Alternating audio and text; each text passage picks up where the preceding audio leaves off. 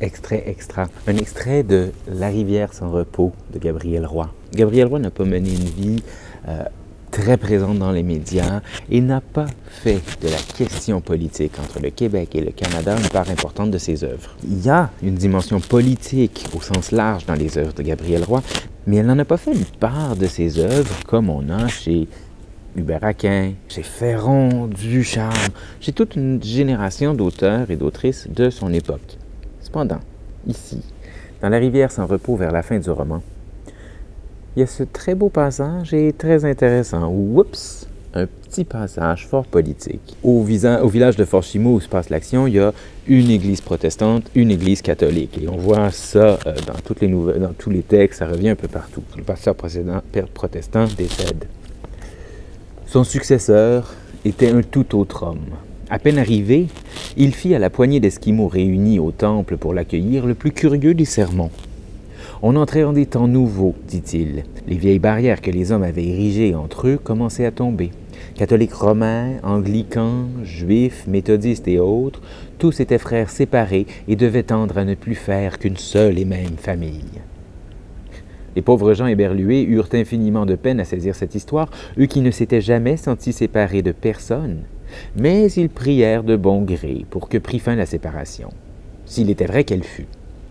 Cependant, en ces mêmes temps où, à l'Église, il n'était question que de s'unir et de prier le même Dieu, voici que reprit de plus belle l'ancienne dispute sur le dos des Esquimaux entre les gouvernements du pays. « Ces gens sont à nous, disait l'un.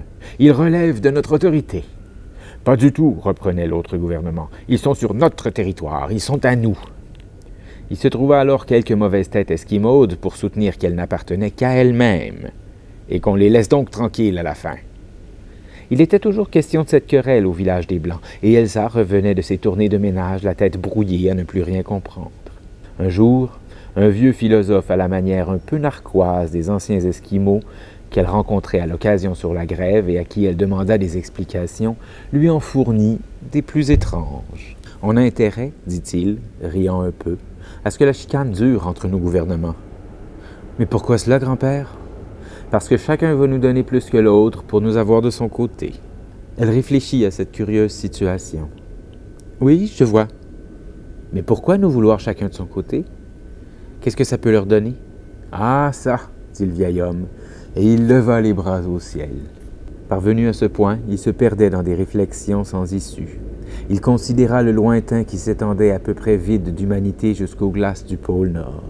Ils y étaient, au plus, 2 ou 3 milliers d'Esquimaux répandus comme une volée de graines jetées au vent, et que le vent, cela va de soi, ne ramenait guère ensemble. « Je ne le sais pas, fit-il.